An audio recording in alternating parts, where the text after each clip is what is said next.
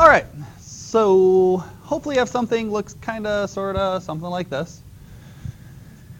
Now this is just the points. We should be connecting those points, so there should be some sort of line. It could be a bunch of line segments. Okay, so it could look kind of like a linear. You could connect those with a smooth curve. Maybe you just decided it was fun to change concavity a couple times. That's fine. Don't care. What I don't want to see is you should not have something that looks like this. Why not? I connected the dots. Should be fine. Why is that not fine?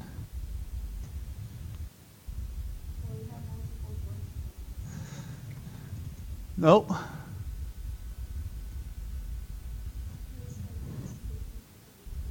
Yeah, speed is never decreasing. That looks a lot like the speed going down to me. So speed must be increasing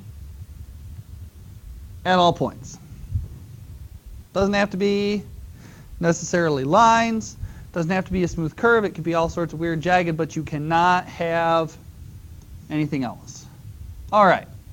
So what you have is this lovely graph of speed versus time. And we graph the function. And what I'm going to do is I want to ask you, how far has the car traveled? Now hopefully you don't look at this at the end of 12 seconds, and if I ask you how far the car has traveled, I'm really hoping that none of you look at this particular table or the graph that you drew and try to tell me that the car has traveled 65 feet in 12 seconds. Why? You laugh, Abel. People write that on a regular basis. His Abel goes, really? Really? Yes. Why can I not say that I have traveled 65 feet in 12 seconds?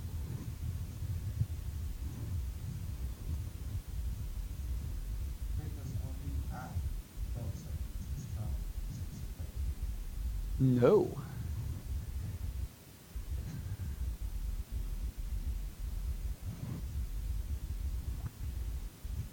What does this say at 12? At 12, what is that 65? It's your speed. That's not how far I've traveled. It's how fast I'm going. At 12 seconds, I'm moving 65 feet per second. Didn't tell me where I am, just told me where I'm going and how fast I'm going in that direction. So we have to be very careful with that.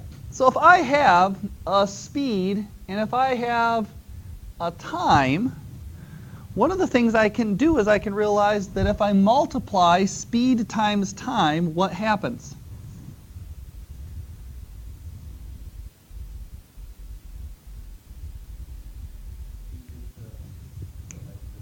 I get a distance, right? Speed times time is distance. We learned that back in like 6th grade, right? I know, it's kind of like, is he really asking me a question that straightforward? He's not asking me that question. Yes, he is. It's okay. I promise. It's okay. We've got this. So if I multiply the speed times the time, I'm going to get a distance. So what I'm going to do is I'm going to create, and essentially what that is an area, right? Speed times time is an area. Now when I take a look, what I can do is I can estimate this by creating what shape? I can create rectangles, right?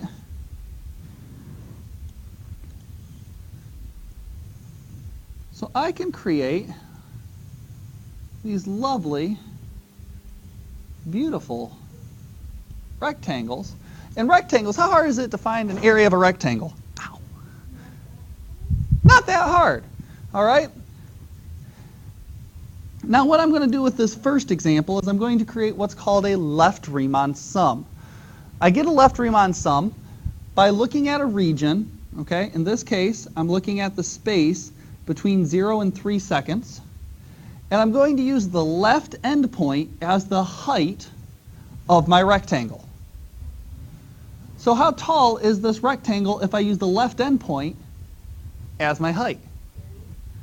It's 30. So in this case, we could say that the distance is approximately 30 feet per second times, now how wide is this rectangle? It's 3. How do I know it's 3? Oops. That's how far it goes. Yeah, that's from 0 to 3. The distance 3 minus 0 is 3, right? What about my second rectangle? How tall of a rectangle is this second rectangle? 37 feet per second, right? How wide is that rectangle? 3 seconds, right? Plus, how tall is this rectangle? 45 feet per second. Well, not 54. I've apparently gone rogue. 45 feet per second times 3 seconds. This is nice. Plus, the very last rectangle is going to be? No, it's not 65. It's 54. Why is it 54 and not 65?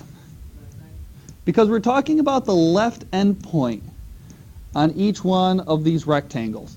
So I am using, in this one, between the 9 and the 12, I want to use the left endpoint, the endpoint that has the smaller x value when I come up with that. And I'm being consistent with that. Now, let's talk about the 65. You'll notice that I do not have the 65 written anywhere on this problem, do I? Why is the 65 not included? Right, the 65, if I really look at this, haven't I done this, which goes from 0 to 3, right? I've gone from 3 to 6. I've gone from 6 to 9. I've gone from 9 to 12. So am I at 12? I'm at the 12, so this estimate is going to my 12 seconds. So let's real quick, let's do some math. 30 feet per second times 3 seconds. That is 90 what? No. 90 feet, because seconds over seconds cancel out, right? Plus 37 times 3.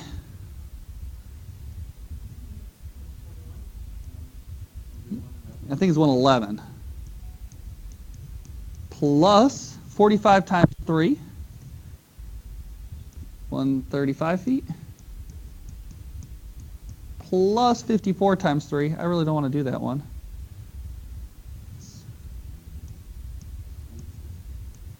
Oh, good. Makes me feel better. Okay, real fast, let me talk about this. What does that mean when I say 90 feet? Where did the 90 feet come from? Came from this, right? What does that mean? 90 feet when these two things got multiplied.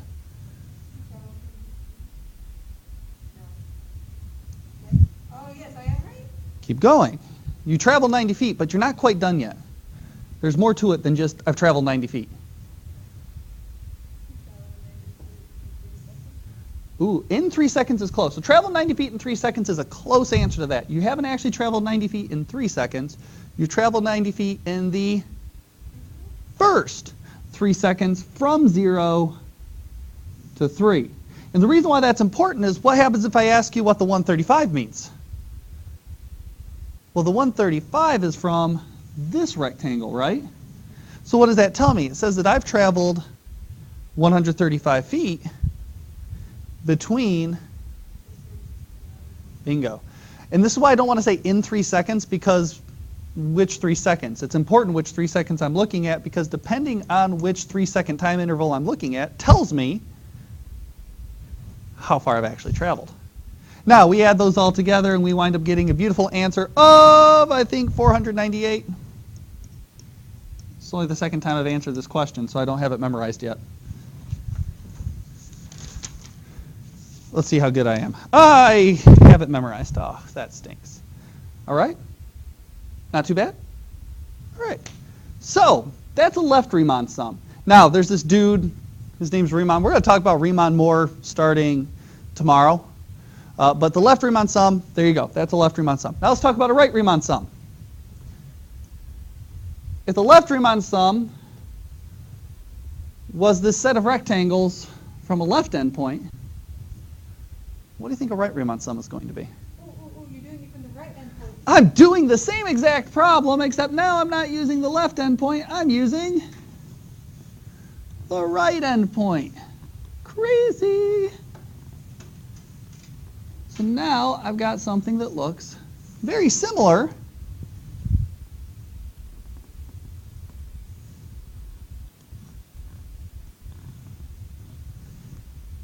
very similar. My green rectangles compared to my blue rectangles, hey look, we still have a height, we still have a width, everything's looking good. But now when I answer this question, my distance is now going to be approximately, and now what's going to be the area of my first rectangle here from 0 to 3? It will be 111. I'm going to actually, I don't want you to write it as 111. Thank you for saying it that way. You're getting that from this answer up here. So, real quick, Abel said 111. He pulled that from this multiplication right here. So you've actually moved into something that I wasn't going to talk about quite yet. Do you remember when we did slopes and we started talking about average rates of change? And sometimes we did really stupid questions like 2 minus 3 or 2 minus 0 over 4 minus 0 and had to write 1/2 that way. But we had to put the minus zeros in the problem. We're going to do the same stupid thing here. When I do a Riemann sum, I have to show the multiplication for each one of these rectangles. I want the person to understand that I know what I mean when I put these rectangles up. So I need to show them a width times a height as I go through. So I need to actually show them a 37 times 3. Now you'll notice that I put the units in here this time. I'm going to move on from the units. I'm not going to mess with the units. If the units help you, great, awesome. If they don't help you, then don't put them. So this is going to be 37 plus 3. The next rectangle is going to have an area that can be represented by writing 45 times 3. The next rectangle is going to be 54 times 3. And the last rectangle is going to be 65 times 3. Now, one of the things hopefully you've realized at this point is up here we did each of the multiplications individually. Instead of doing the multiplications individually, we can modify this writing a little bit. Because what do you notice about each one of my answer choices? Each one of my not answer choices, wow, that was bad. Each one of my multiplications here has a factor of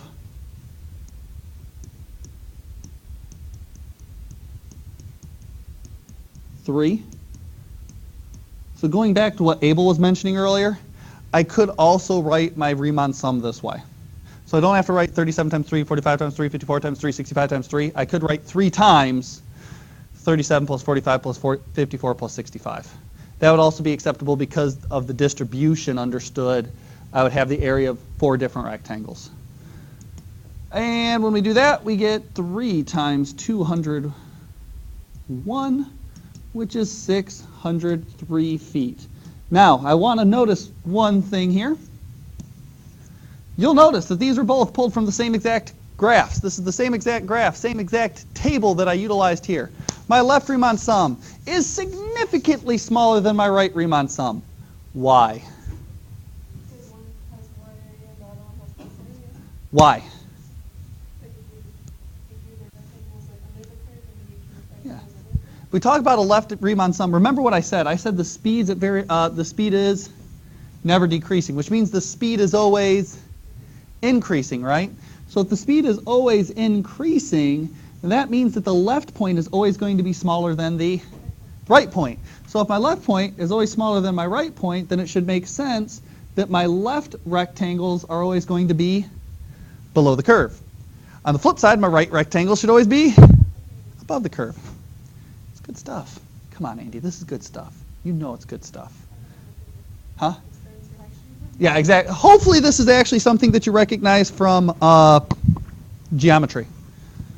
All right. Now we've got the same exact data, same exact graph, still connected. Look at that. Woohoo. Read through that real fast. How many sections do I want to break this into now? In the previous 2, I said I wanted 4 subintervals, or 4 rectangles. Now I want how many rectangles? 2. So where on earth am I going to split these rectangles? In the middle. At what number? At the 6. So I know that these are going to have a width of 6. But how am I going to find the height of these rectangles now? Do the same thing? Left side, right side?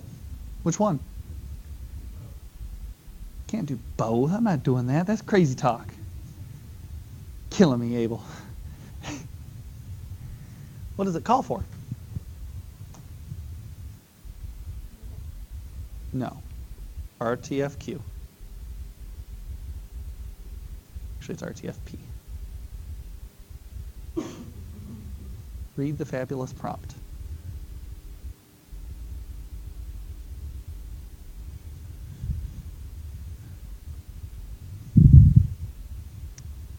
Which point is it telling me to use for the height? So where the heck do I draw the height? On the 0 to 6, am I going to use the 0 or the 6 or something else? Isn't 3 in the middle? And what's a midpoint? Is midpoint the middle? Oh, killing me. Come on, be more excited. Andy's got like weird shifty eye going on over here. It's like, I don't want to be wrong, but I've been right every time I've not said anything. I'm busy dying right now. Why? Don't die. Don't get me sick. So what's going to be the midpoint of this next one? At the 9, we're going to have this as well. So now when we look at the distance, our distance is not going to be 4 rectangles, but now just 2. The first rectangle has a width of 6, but now it has a height of what?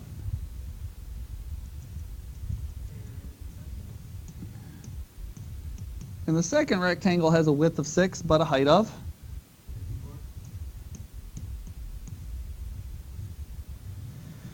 And when we come up with an answer for that, we find out that we have a total distance of 500.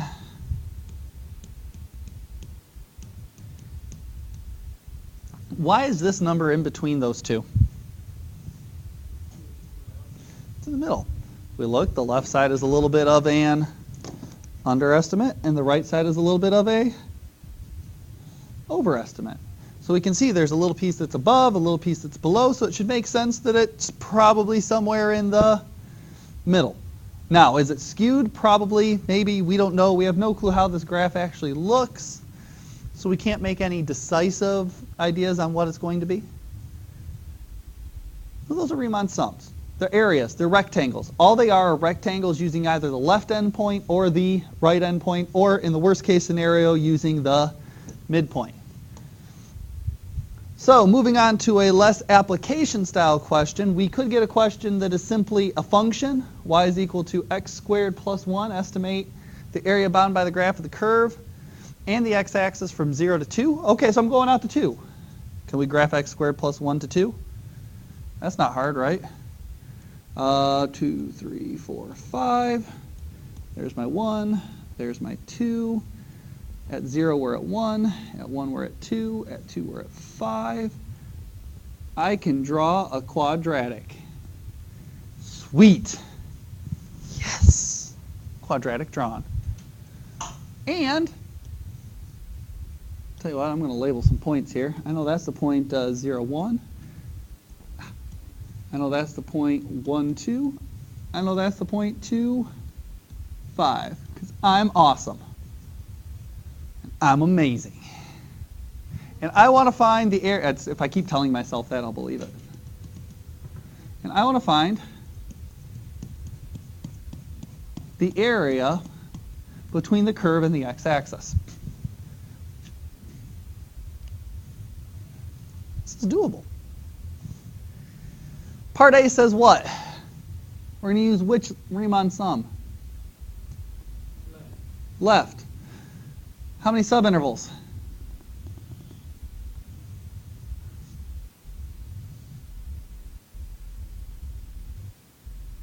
4. Y'all killing me here, Smalls. Wait. Anybody else notice a problem here?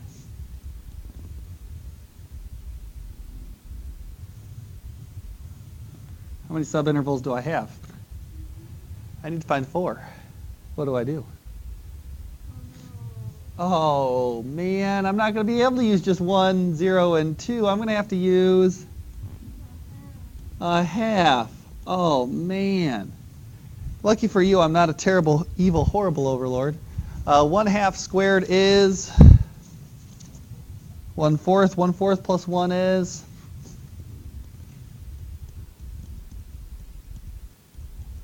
5/4. And I'm going to have to use not only 1/2, but I'm going to have to use 3/2. So 3/2 squared is 9/4 plus 1, 13/4. This has gotten unpleasant. But if I have that, now how many rectangles do I have?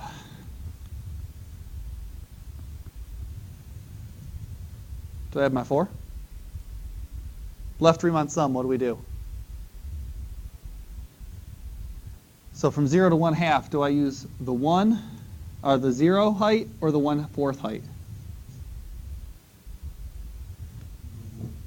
The 1, the 0, 1 height, right? Because that is on the left side. Between 1/2 and 1, do I use the 1/2 height, or do I use the 5/4 or the 2?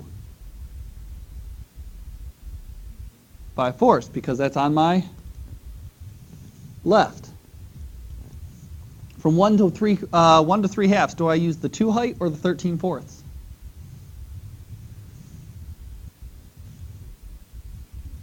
Use the 2. And then from the 13/4 to the 5, we use 13/4.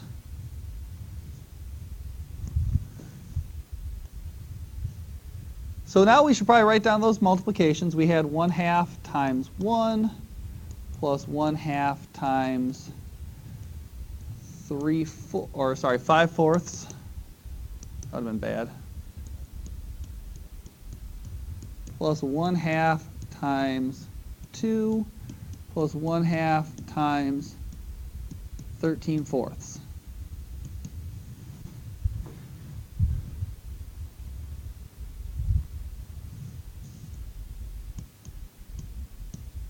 I cheated and used a calculator.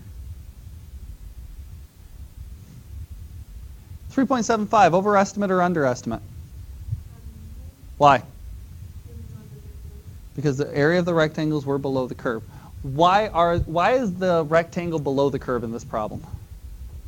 What is the curve doing?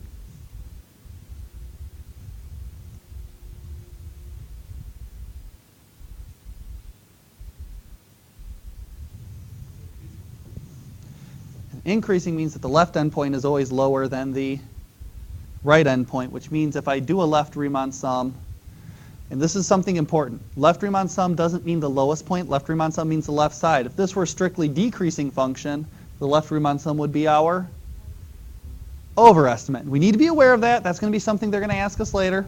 We're getting there. Right Riemann sum is the exact same problem, except now instead of doing a left side, we're going to pull off a right-sided problem. So now when we do a height of 1 and 5/4, we actually want the height of 5/4. So this would be 1/2 now, not times 1, but by times 5/4. Our second rectangle is no longer going to have the height of 5/4, but is now going to have a height of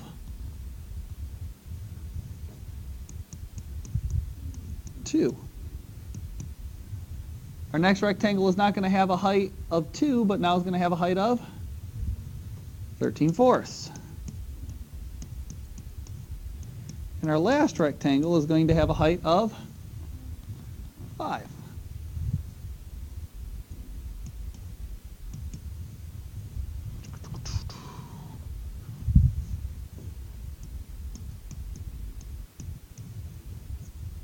Clearly this is an overestimate.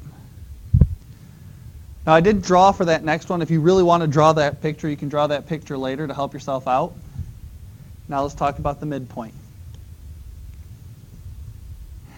Let's redraw.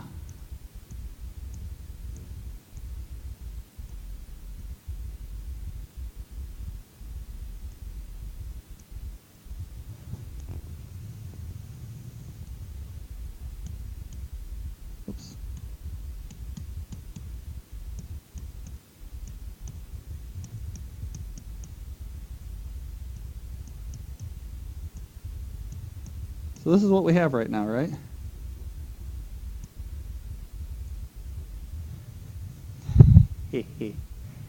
How many subintervals?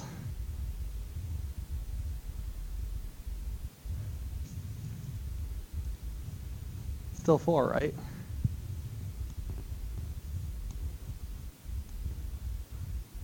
How do I decide how tall these rectangles should be? Oh God. So that means I want what?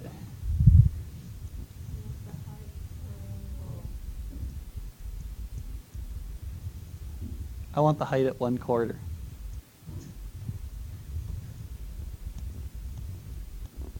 Which means I want the next height where?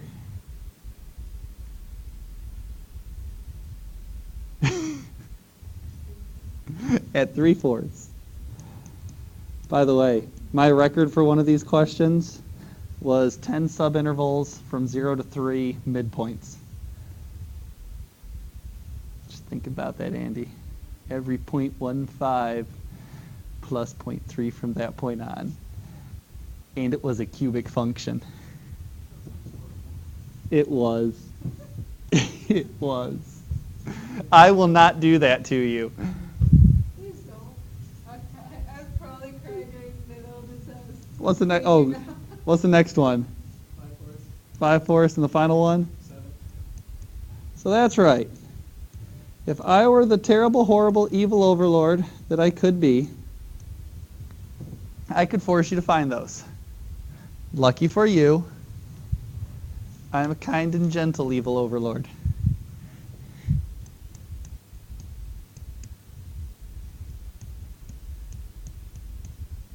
Okay, no, I'm not writing all these 1/2s.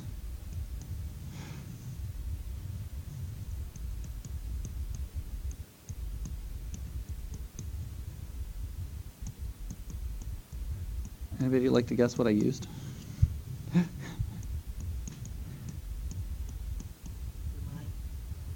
My mind? Yes, yes, we'll say that. That sounds like bonus points for me. Now here's an interesting thing. I would like you to look at where the midpoint Riemann sum is. 4.625. The major underestimate we had was 4.75. The overestimate was 5.75. So what's exactly between 3.75 and 5.75?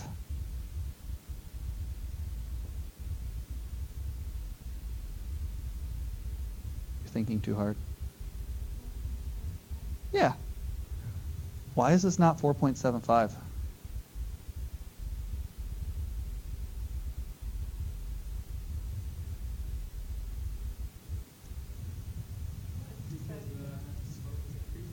Slope is increasing. This is the concave up graph, which means on the left side of this, it's not increasing as much as it would on the right side. So the right side is going to be slightly skewed larger, so I'm going to have a slightly larger underestimate than would be expected from this curve. These are all things that we're going to be considering as we go throughout this section. All right, so now that we've talked about this, go ahead and label this real quick. We're going to call this an accumulation problem. It's good stuff. Go ahead and read through that prompt. I'll give you a few seconds to do that. And then read through part A. Unless you're Andy and you're dying, don't die, Andy. Need you to be healthy, Andy.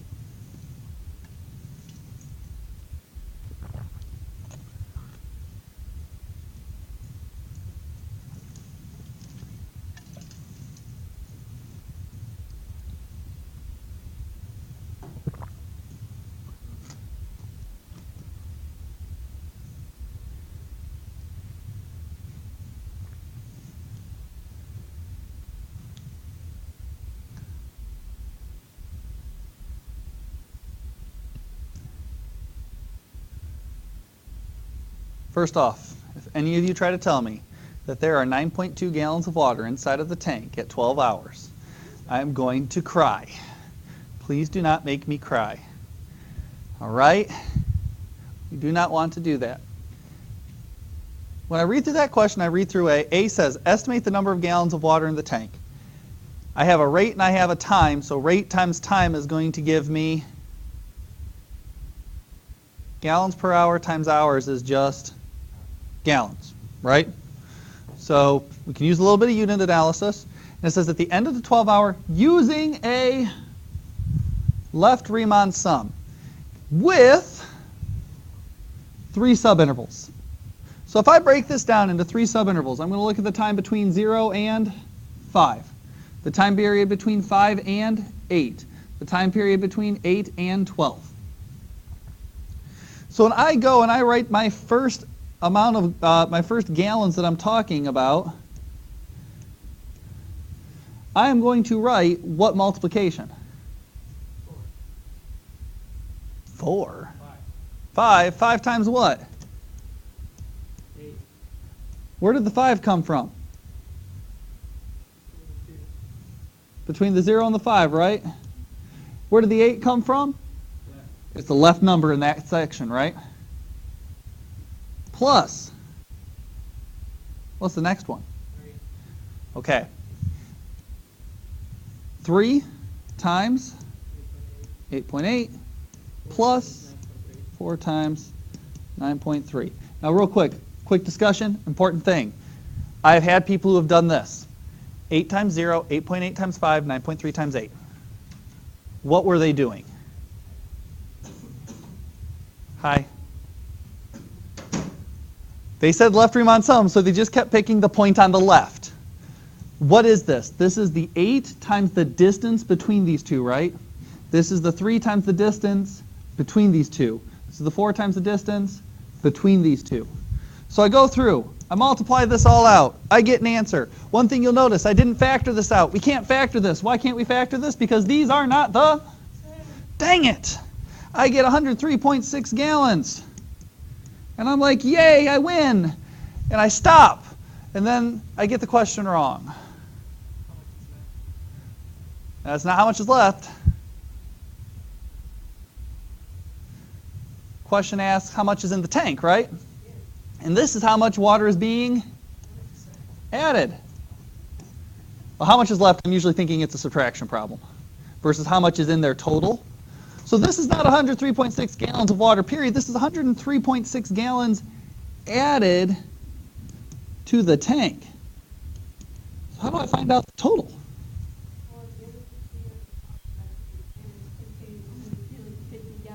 So I need to take that 150 gallons, and I need to add that to my 103.6 gallons to find out that there were 253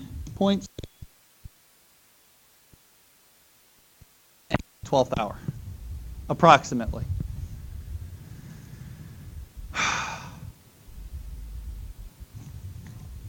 So if I look at my next question, now I need to use not a left Riemann sum, but a right. So now I'm going to do 5 times what? 8.8. Plus 3 times? Plus 4 times? And I do some calculation and some number crunching, and I say that there is 108.7 gallons added to the tank, which means there's actually 150 plus 108.7, 258.7 gallons in the tank. Be very careful on them, and they are mean with these questions, folks. For instance, they'll give you the same question. This is how fast the water is draining out of the tank. And they're not going to give you negative numbers. They're going to give you positive numbers, because how fast is the water draining out? It's draining out at a positive amount, right? But then when I get to this final answer, I better do what? I better make this a negative value, because that's how much is draining out of the tank. And they're going to ask you that. Other things, very minute things that I've done, you'll notice from here to here I did not put an equals in front. If I would have put an equals in front, what would that have done? That would have linked this with, and I don't want that linked. I'm using this to find this. Huge student mistake. 5 times 8, 3 times 8.8, 4 times 9.3 equals 103.6 plus 150 equals. Where did the extra 150 come from? You didn't put 150 over here, so how did you put 150 over here? Now, could I put 150 plus all of this equals 150 plus that equals the final answer? Yes, that's fine. But be careful how you write your thing. Make sure with the equal signs, we're going to start getting into some wacky stuff where the equal sign is going to matter. All right? Okay. You all have a worksheet next. You have questions 1, 2, 5, and 6. Of course, if you look at the numbering, you'll notice that I apparently just don't know how to number things.